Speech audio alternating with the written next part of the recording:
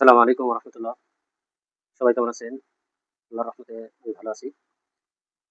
আজকে আমরা আমাদের পাঠ শুরু করতেছি।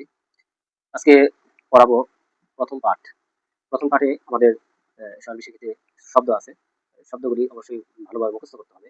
আ আ আরবিতে কথা বলা এবং আরবিতে দক্ষ হওয়া এর মধ্যে অন্যতম একটি উপায় হলো যে শব্দ vocabulary ভালোভাবে মুখস্থ করা।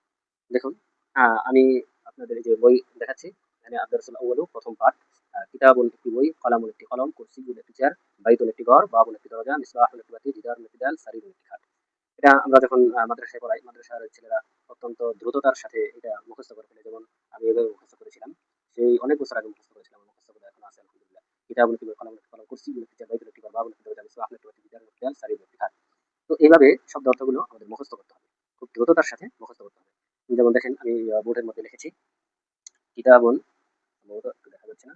হ্যাঁ, কিতাবুন একটি বই, কলামুন একটি কলম, কুরসিয়ুন একটি চেয়ার, বাইতুন একটি ঘর, বাবুন একটি দরজা, মিসবাহুন একটি বাতি, জিদারুন একটি দেয়াল, সারিরুন একটি খাট। এই শব্দগুলো খুব সুন্দর করে মুখস্থ করতে হবে।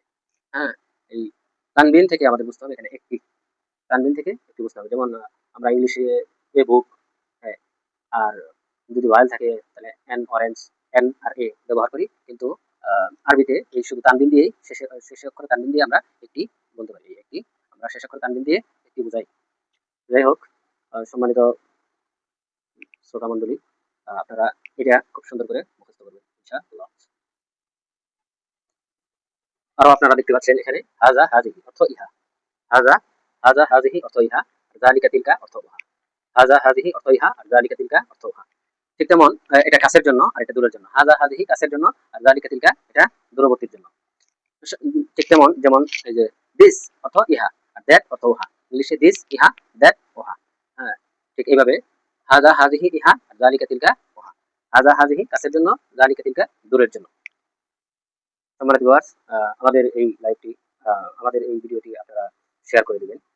যারা পারে না তাদেরকে যেন তারা যেন ক্লাসে অ্যাটেন্ড থাকে অথবা ক্লাস দেখে মনোযোগ সহকারে। তো এই ব্যাপারে আপনারা সকলেই একে অপরকে সহযোগিতা করবেন। আসসালামু আলাইকুম।